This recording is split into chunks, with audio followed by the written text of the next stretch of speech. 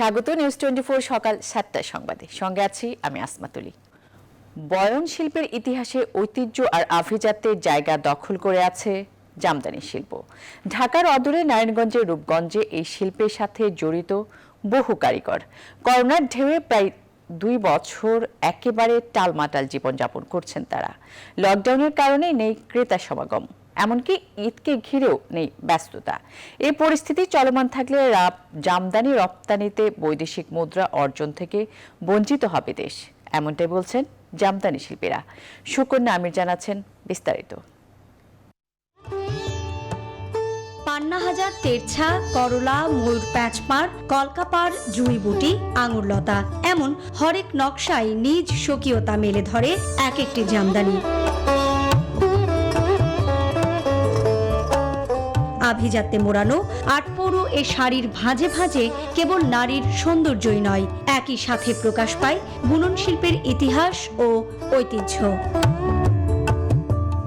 বয়ন শিল্পের ইতিহাস প্রায় 4000 বছরের পুরনো, কিন্তু ইতিহাসের পাতায় এখন পর্যন্ত জামদানি শিল্পের কোনো তথ্য পাওয়া যায়নি। তবে ধারণা করা হয় মসলিনের উত্তরসূরি এই জামদানি শিল্প। ঢাকার অদূরে নারায়ণগঞ্জের রূপগঞ্জের তারাবোতে গড়ে উঠেছে জামদানি পল্লী, যেখানে কাজ করছেন প্রায় 2500 কারিগর। পরিশ্রম অনুযায়ী নেই পর্যাপ্ত মজুরি, তবুও সানন্দে রয়েছেন এই পেশায়। বাবা ঘুরাইছে, পরে আমগর শিখাইছে, আমরা ঘুরাই। কত ঘন্টা কাজ করতে হয়? আমগর এই 13-14 ঘন্টা। একদিনে যেরকম আধা হাতের আর কি এক চাক কম হয়। 10,000 টাকার কাজ করলে শাড়ি বুনলে 1 মাস লাগে পুরো। করোনা মহামারীতে গেল বছর থেকে চলতি বছর একেবারেই ধোঁয়াশা দেখছেন এই শিল্পের কারিগররা। লকডাউনের কারণে নেই ক্রেতা সমাগম, এমনকি ঈদকে ঘিরেও নেই ব্যস্ততা। এবার পাইকার আর এই কাস্টমার দুইটার একটু অনেকটি কমতি। মাসে পাইছি 2, 3, 4, 5টা পাইছি অর্ডার, একটা খালি ভাই মাসে 1, 2টা। আগে যেভাবে ঈদ আমরা কাজ করছি, সিয়ারি খায়া কাজে বসছি, তারপরে রাত্রে 8টা-9টা পর্যন্ত কাজ করছি, এইটা এখন আর নাই। লকডাউন এমন করছে মহাজনরা কাপড় বিক্রি করতে পারে না, আমগরও টাকা পয়সা দিতে পারে না। নেই সরকারি প্রণোদনা, এমনকি বিনা শর্তে সরকারি ঋণ সহায়তার কথা থাকলেও সেখানেও রয়েছে নানামুখী বাধা। ওই বাজেট আমাদের মতো নিম্ন আয়ের লোকেরা যদি অর্থনৈতিক কোনো সুবিধা না পায়, তাহলে এই বাজেট মুখে আর সংসদে এর কোনো যুক্তি মিলে না। আমি বহু ব্যাংকে গেছি, ডাচ বাংলা গিয়া ডাইরেক্ট ইন টোটাল জামদানির উপরে কোনো ঋণই নেই। এভাবেই চলতে থাকলে জামদানি শাড়ি রপ্তানিতে বৈদেশিক মুদ্রা অর্জন থেকে বঞ্চিত হবে দেশ, এমনটাই বলছেন কারিগররা। সুকন্যা আমির, নিউজ 24, তারাবো, রূপগঞ্জ। করোনা নিয়ন্ত্রণে রেখে লকডাউন থেকে বেরিয়ে আসতে 10 দফা প্রস্তাবনা দিয়েছে জাতীয় কারিগরি পরামর্শ কমিটি। এদিকে করোনার দ্বিতীয় ঢেউ শুরুর পর থেকে সংক্রমণের হার নেমেছে 10% নিচে। বিশেষজ্ঞরা বলছেন লকডাউন নিয়ে নানা সমালোচনা থাকলেও এর ফল পেতে শুরু করেছে দেশ। রিশাদ হাসান জানাচ্ছেন বিস্তারিত। 29 এপ্রিল সারা দেশে করোনা সংক্রমণের হার 9.39%। এপ্রিল মাসের 15 তারিখেও যা ছিল 21%-এর উপরে। চলমান করোনার দ্বিতীয় ঢেউয়ে সর্বোচ্চ সংক্রমণের দিনেও এই হার ছিল 23%-এর উপর। কোভিড-19 জাতীয় কমিটির সদস্য ডাক্তার এম এ আজিজ বলছেন, লকডাউন নিয়ে নানা সমালোচনা থাকলেও সংক্রমণ কমার পেছনের মূল কারণ এটাই।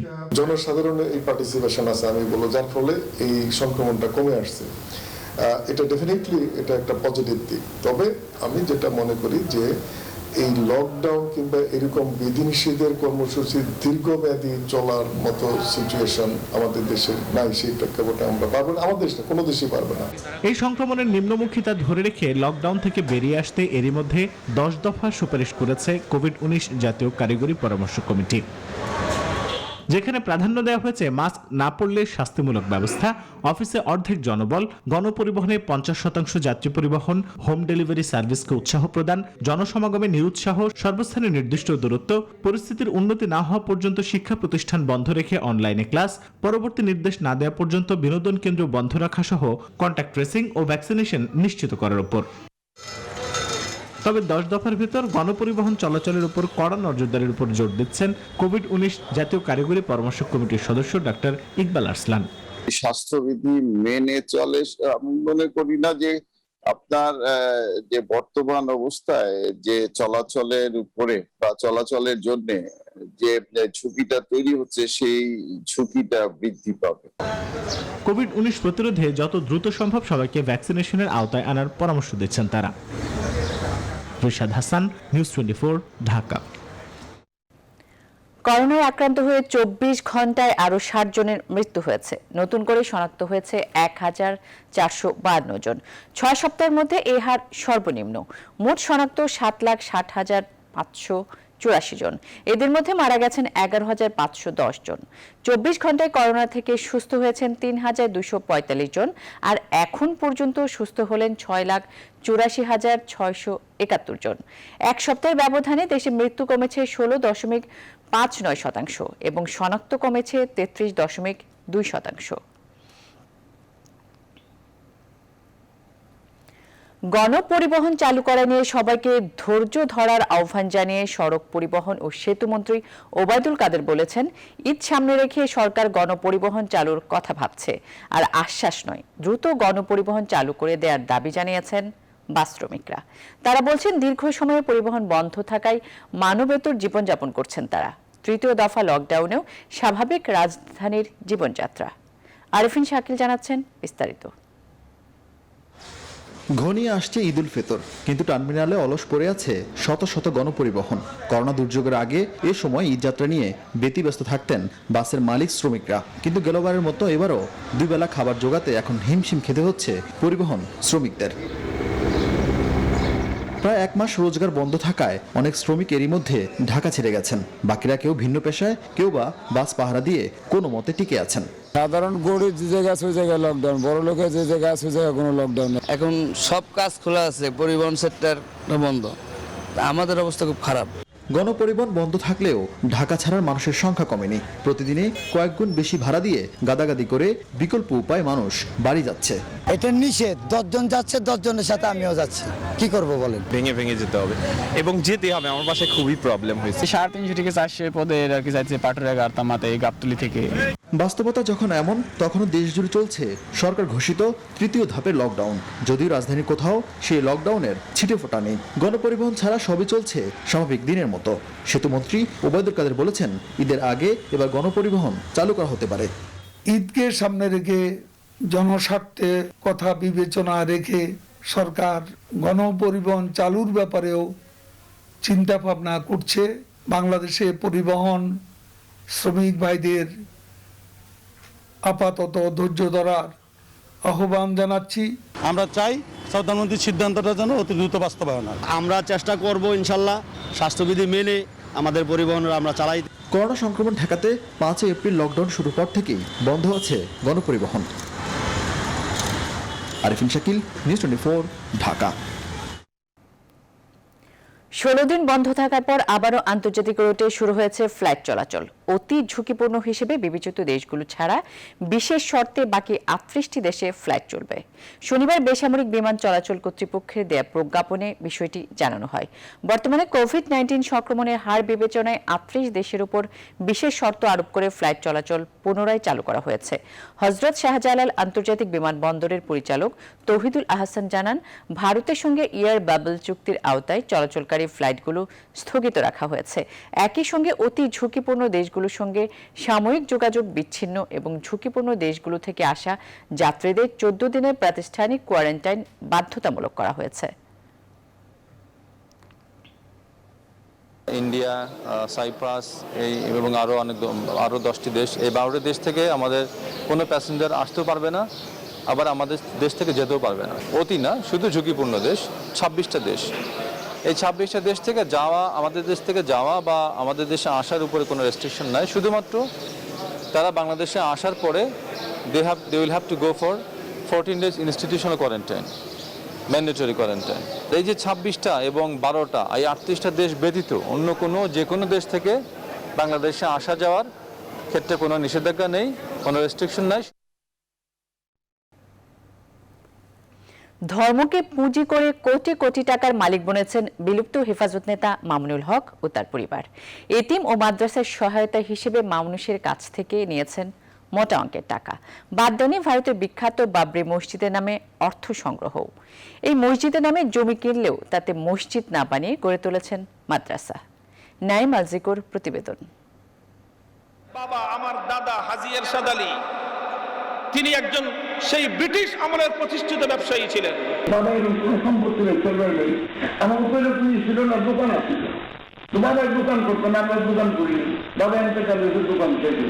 সামাজিক যোগাযোগ মাধ্যমে ছড়িয়ে পড়া ভিডিওতে এমনটাই ছিল বাবা ছেলের সাংঘর্ষিক বক্তব্য।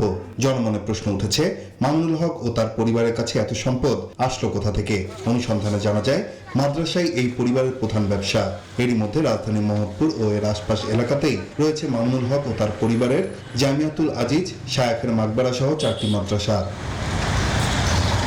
মামুনুল হকের সাথে কাজ করা এক ব্যক্তির পরিচয় গোপন রাখার শর্তে জানান, একটি মাদ্রাসায় এতিম শিক্ষার্থীর সংখ্যা খুবই কম, কিন্তু তাদের নামে আসা টাকা সহ যাবতীয় উপকরণ অনেক বেশি, যা বরাবরই ভোগ করেন মামুনুল। এছাড়া বাকি শিক্ষার্থীদের বেতন তো আছেই। তাই নামে বেনামে রাজধানীর বিভিন্ন স্থানে মামুনুল ও তার পরিবার খুলে বসেছেন বেশ কয়েকটি মাদ্রাসা, যা দিয়ে মোহাম্মদপুরের কাদরাবাদ হাউজিং, বসিলা হাউজিং সহ বেশ কয়েকটি জায়গায় গড়ে তুলেছেন বিলাসবহুল বাড়ি।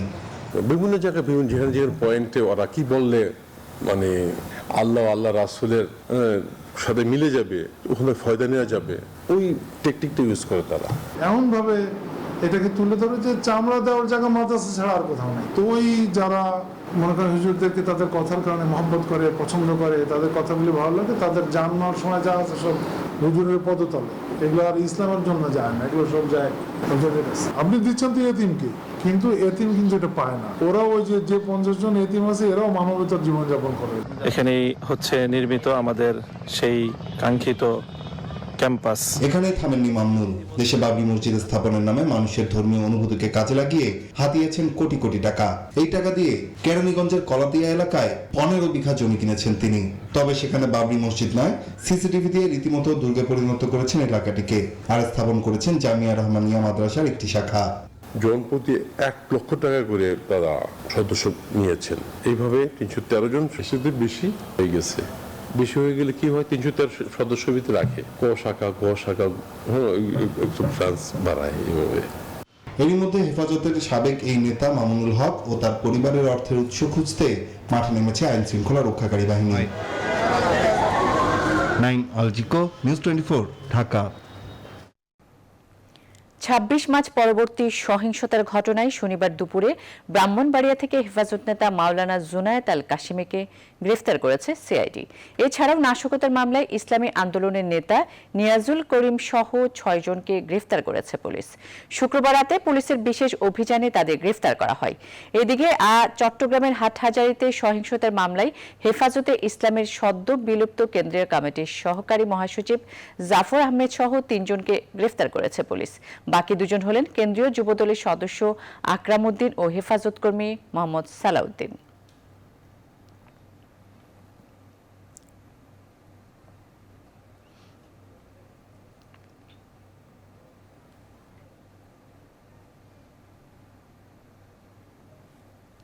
এবারে সারা সৌজন্যে ঈদ বাজারের খবর।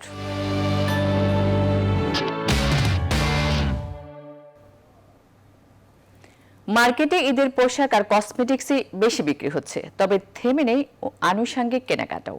তবে গণপরিবহন খোলা না থাকায় বিক্রি কম হচ্ছে বলে মত বিক্রেতাদের।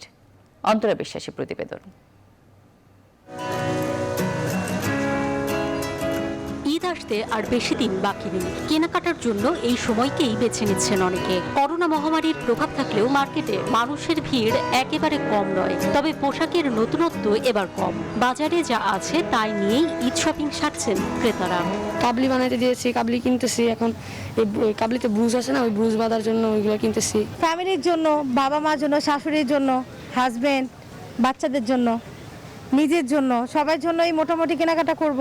ঈদে আর কি যা যা প্রয়োজন, বাচ্চাদের জুতা, জামা, কসমেটিক। জামা কিনছি, নেল পলিশ কিনছি, বাবার জন্য শার্ট আর প্যান্ট কিনবো। কসমেটিক্সের দোকানেও ভিড়টা চোখে পড়ার মতো। নতুন নতুন ডিজাইন এবার না এলেও কম বেশি বিক্রি হচ্ছে, তাতে সন্তুষ্ট নন বিক্রেতারা। যদি বাস চলতো তাই দূর থেকে কাস্টমার আসতো, এখানে বাস চলে না, তাই স্থানীয় কাস্টমার যারা ওরা আসে। মাত্র 15টা দিন পাচ্ছি, সব মিলে মোটামুটি আছে, এত খারাপও না আবার এত ভালোও না। বিক্রি মোটামুটি আর কি, সেলটা কম আর কি, কাস্টমার কম আসতেছে এই জন্য আর কি। বিক্রেতাদের মতে গণপরিবহন চালু হলে আরও চালু হবে বিক্রি পাত্রা। অন্তরা বিশ্বাস, নিউজ 24, ঢাকা। শনিবার সাপ্তাহিক ছুটি হওয়ায় রাজধানীর বিপণী বিতানগুলোতে ক্রেতা সমাগম ছিল চোখে পড়ার মতো। করোনা ভাইরাসের সংক্রমণ নিয়ন্ত্রণে কঠোর বিধিনিষেধের মধ্যেই ঈদের কেনাকাটা সারছেন অনেকে, তবে বিক্রেতাদের তুলনায় ক্রেতাদের স্বাস্থ্যবিধি মানতে অনীহা দেখা গেছে বেশি। বিস্তারিত জানাচ্ছেন ফাতেমা কাউসার। রাজধানী চাঁদনী চক মার্কেটের সকালবেলার দৃশ্য এটি। চলমান লকডাউনে ক্রেতা কম থাকায় এতদিন যে হতাশা প্রকাশ করেছেন বিক্রেতারা তা যেন কেটে গেছে। ঈদের বাকি আর 12 দিন থাকায় মার্কেটগুলোতে বেড়েছে ঈদ কেনাকাটার ব্যস্ততা। চাঁদনী চকে আসা হইলো, এখানে সব ধরনেরই কোয়ালিটি পাওয়া যায়। কিনতে আছে, বেচাকেনা ভালো, কাস্টমারও আছে। আর কাস্টমার যদি মনে করেন থাকতো গাড়ি খাওয়া, তার কাস্টমার হইতো আর কাস্টমার যেরকম আছে বেচা কিনা ওরকম নাই, শুধু কাস্টমারই আছে। তবে এবার ঈদ শপিং এ বাধা হয়ে দাঁড়িয়েছে করোনা পরিস্থিতি। বড় বড় শপিং মলগুলোতে ক্রেতা সাধারণের সামাজিক দূরত্ব এবং স্বাস্থ্যবিধি মানার লম্বা লাইন দেখা গেলেও নিউ মার্কেট, গাউসিয়া, চাঁদনী চকে তা যেন অনেকটাই উপেক্ষিত। ওই অনেক সময় ধুম বন্ধ হয়ে যায়, তো ওই জন্য আর কি অনেক সময় মাঝে মাঝে খুলে আবার মাঝে মাঝে লাগে আর কি। আপু পড়ছি গরমের জন্য খুব গরম লাগতেছে, তো সেজন্য মাস্কটা পরে রাখছি। গণপরিবহন বন্ধ থাকায় এলিফ্যান্ট রোড সহ রাজধানীর বেশ কিছু শপিং মল ঘুরে দেখা গেল ক্রেতার সমাগম একেবারেই কম। বড় ধরনের লোকসানের আশঙ্কা করছেন ব্যবসায়ীরা। লাস্ট 1 ইয়ার আমাদের কোনো বিক্রি নেই, দোকান ভাড়া দিতে হচ্ছে, ব্যাংকের টাকা দিতে হচ্ছে, কর্মচারীর বেতন দিতে হচ্ছে। আমরা যদি বেতন না দিই নিম্ন আয়ের মানুষ তারা চলবে কিভাবে? তাদের ফ্যামিলি আছে, বাচ্চা আছে, বাড়ি ভাড়া মাপ নেই তো তাদের। এবছর আসলে আমাদের এলিট লাইফস্টাইল থেকে সেলটা ওরকম হচ্ছে না। প্রতি বছর আমরা যথেষ্ট কাস্টমার পাই, তবে সামনের দিনগুলোতে আরো বাড়বে বেচাকেনা, এমন প্রত্যাশা সবার। ফাতেমা কাউসার, নিউজ 24, ঢাকা। সংবাদের এই পর্যায়ে নিচ্ছে একটি বিরতির সঙ্গে।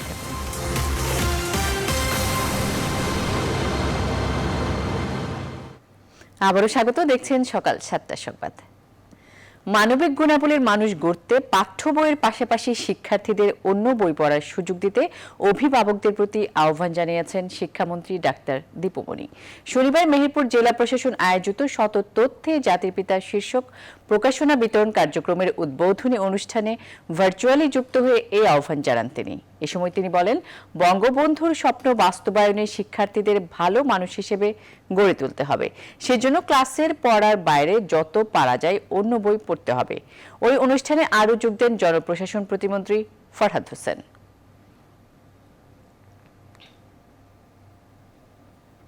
পড়ার বইয়ের বাইরেও যত বেশি বই পড়া সম্ভব তত বেশি বই পড়বে তোমরা সবাই, এবং আমি অভিভাবকদের কাছে বিনীতভাবে অনুরোধ জানাবো, শুধু ক্লাসে প্রথম, দ্বিতীয়, তৃতীয় হতে হবে, জিপিএ 5 পেতে হবে, কাজেই সারাক্ষণ পড়ার বই পড়ো।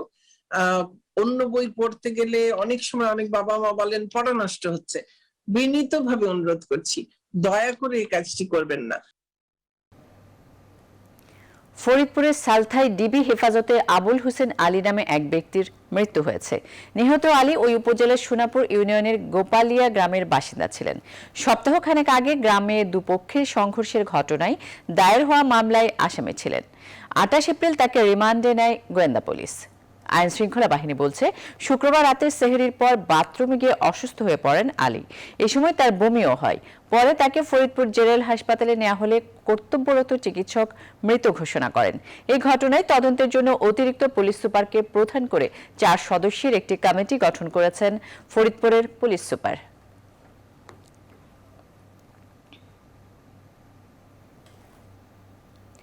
চট্টগ্রাম মেডিকেল কলেজ হাসপাতালে চতুর্থ দিনের মতো চলছে ইন্টার্ন চিকিৎসকদের কর্মবিরতি। গত মঙ্গলবার ইন্টার্ন চিকিৎসকদের উপর ছাত্রলীগের একাংশের হামলার প্রতিবাদে এই কর্মবিরতি পালন করছে ইন্টার্ন ডক্টরস অ্যাসোসিয়েশন। এদিকে মারধরের ঘটনায় পাল্টাপাল্টি 2টি মামলা দায়ের করেছে উভয় পক্ষ।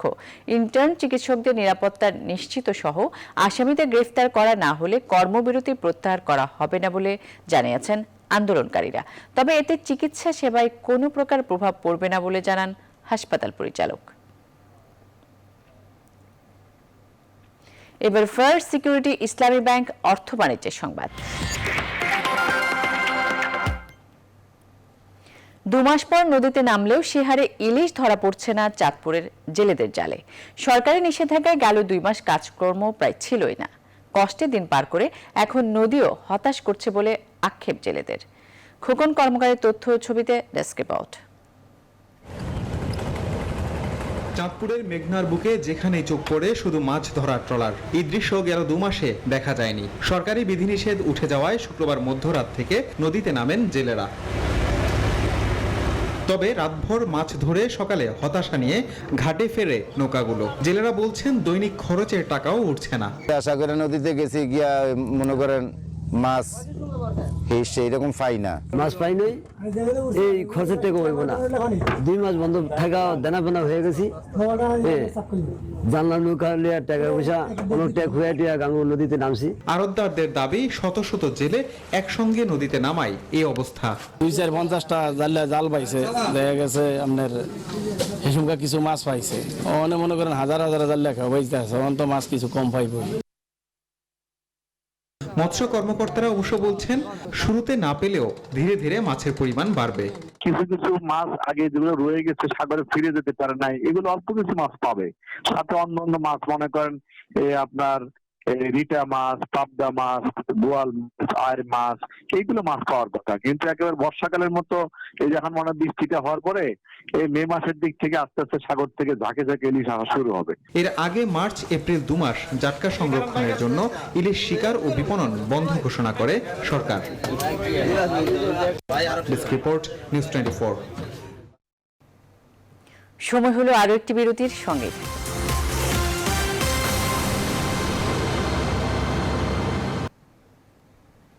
নিউজ 24 সকাল 7টা সংবাদে আবারও স্বাগত। এবারে আন্তর্জাতিক।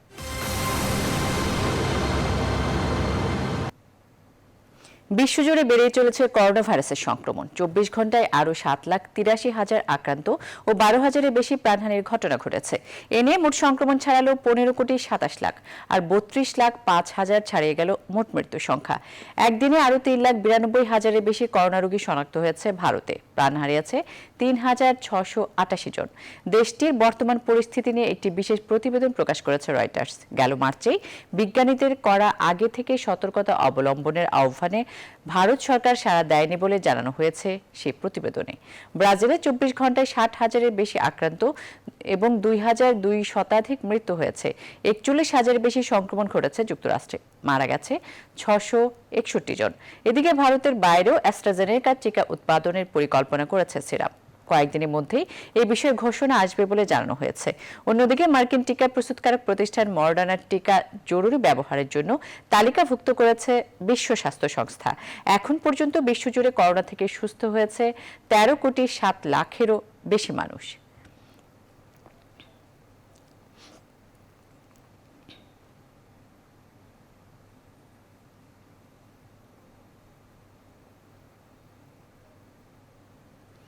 দীর্ঘ 8 দফা ভোটের পর আজ প্রকাশিত হতে যাচ্ছে ভারতের পশ্চিমবঙ্গের বিধানসভা নির্বাচনের ফলাফল। সকাল 8টা থেকে রাজ্যের 292টি বিধানসভা কেন্দ্রের ভোটের ফল গণনা হবে আজ। তবে করোনা মহামারীর জন্য স্বাস্থ্যবিধি মেনে গণনার কারণে অন্যবারের চেয়ে এবার কিছুটা সময় বেশি লাগবে বলে ধারণা করা হচ্ছে। কোভিড পরিস্থিতির মধ্যেই সম্প্রতি বিহারে ভোট হওয়ার পর পূর্ণাঙ্গ ফলাফল পেতে গোটা দিন লেগে গিয়েছিল। ফলে সেই অভিজ্ঞতাকে মাথায় রেখে এবারও বেশি রাত পর্যন্ত গণনা চলতে পারে বলে প্রস্তুতি নিচ্ছে সকল রাজনৈতিক দল। পশ্চিমবঙ্গের পাশাপাশি ভোট গণনা হবে তামিলনাড়ু, কেরালা, পন্ডিচেরি ও আসামেও। ভোট গণনার দিন বা তারপরে কোনো রকম বিজয় মিছিল করা যাবে না বলে আগে নির্দেশ দিয়েছিল নির্বাচন কমিশন। বুথ ফেরত সমীক্ষায় অধিকাংশ সংস্থা ইঙ্গিত দিয়েছে এবারে পাল্লা ভারী তৃণমূলের দিকেই। তৃতীয়বারের জন্য মমতাই হতে পারেন পশ্চিমবঙ্গের মুখ্যমন্ত্রী।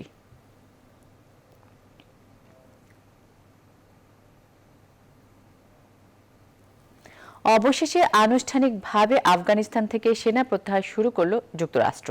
প্রেসিডেন্ট জো বাইডেনের নির্দেশ বাস্তবায়নে প্রায় 100 জনের মতো সৈন্য ও সামরিক সরঞ্জাম উড়োজাহাজে করে যুক্তরাষ্ট্রে ফিরে আনা হয়েছে। আগামী 11 সেপ্টেম্বরের মধ্যে এই প্রত্যাহার প্রক্রিয়া শেষ হবে বলে জানিয়েছে পেন্টাগন। এরই মাঝে শুক্রবার দেশটির পূর্বাঞ্চলে লোগার প্রদেশে রাজধানী পুল ই আলমের একটি গেস্ট হাউসে হামলায় স্কুল শিক্ষার্থী সহ কমপক্ষে 30 জন নিহত ও 90 জন আহত হয়েছেন।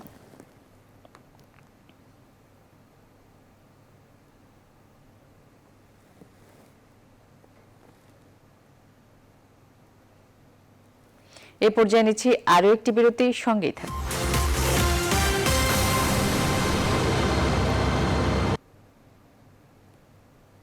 সকাল 7টা সংবাদে আবারও স্বাগত। এবার নিউজ 24 স্পোর্টস।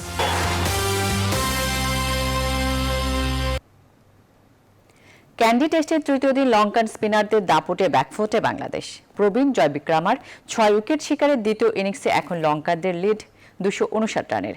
হাতে আছে এখনও 8 উইকেট। ব্যাটিং ব্যর্থতা দিনে নার্ভাস 90s-এর শিকার হয়ে আক্ষেপের জন্ম দিয়েছেন তামিম। সাথে আশা জাগেও ইনিংস বড় করতে পারেননি মুশফিক মোমিনুল। পার্থ বণিক জানাচ্ছেন বিস্তারিত।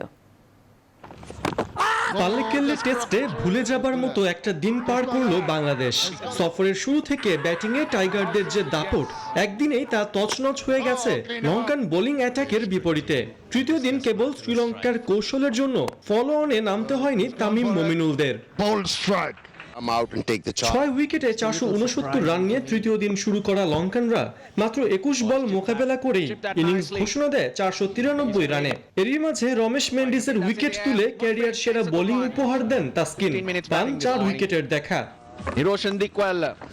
জবাব দিতে নেমে তামিম সাইফে দারুণ শুরু বাংলাদেশের। ব্যক্তিগত 25 রানে সাইফকে ফিরিয়ে 98 রানের ওপেনিং জুটি ভাঙেন প্রবীণ জয়াবিক্রমা। টেস্ট অভিষিক্ত এই বাঁহাতি স্পিনারের ভেলকি তো তখন কেবলই শুরু। তবে তার আগে 0 রানে ফিরে লঙ্কান বোলারদের কাজটা সহজ করে দেন নাজমুল হোসেন শান্ত। দুর্ভাগ্য তামিমের, লঙ্কা সফরে দ্বিতীয়বারের মতো নার্ভাস 90s-এর শিকার হন এই ওপেনার। প্রবীণের ঘূর্ণিতে কাটা পড়েন 92 রানে। চতুর্থ উইকেটে মমিনুল আর মুশফিকের 63 রানের জুটিও ভাঙেন এই স্পিনার। মুশফিক ফিরে যান 40 করে। মূলত এরপরেই তাসের ঘরের মতো ভেঙে পড়ে টাইগারদের ব্যাটিং লাইন আপ। মাত্র 37 রানের ব্যবধানে পড়ে যায় শেষ 7 উইকেট। শ্রীলঙ্কা লিড পায় 242 রানের। ফলো অনে না ফেলে দ্বিতীয় ইনিংসে ব্যাট হাতে নামার সিদ্ধান্ত নেন করুণারত্নে। তবে মিরাজ তাইজুলের ঘূর্ণিতে শেষ বেলায় তাকে হারাতে হয়েছে থিরিমান্নে আর ওশাদা ফার্নান্দোর উইকেট। এখন দেখার অপেক্ষা চতুর্থ দিন বাকি 8 উইকেট নিয়ে লঙ্কানরা 259 রানের লিডকে কোথায় নিয়ে যায়। পার্থ বণিক, নিউজ 24। শ্রীলঙ্কার বিপক্ষে ঘরের মাঠে 3 ম্যাচের ওয়ানডে সিরিজের জন্য প্রাথমিক দল ঘোষণা করেছে বাংলাদেশ ক্রিকেট বোর্ড বিসিবি। ইমরুল কায়েসকে নিয়ে 24 সদস্যের ওয়ানডে দল ঘোষণা করেছে বাংলাদেশ। 24 সদস্যের প্রাথমিক দলে আরও আছেন তামিম ইকবাল খান, সাকিব আল হাসান, মুশফিকুর রহিম, মোহাম্মদ মিঠুন, মাহমুদুল্লাহ নাইম শেখ, লিটন কুমার দাস, সৌম্য সরকার, নাজমুল হোসেন শান্ত সহ আরও অনেকে। আগামী 12 মে বাংলাদেশে আসার কথা শ্রীলঙ্কার। এর আগে 2রা মে থেকে অনুশীলন করবেন বাংলাদেশে থাকা ওয়ানডে স্কোয়াডের ক্রিকেটাররা। এরপরে 3 ম্যাচের ওয়ানডে সিরিজ খেলবে টাইগাররা।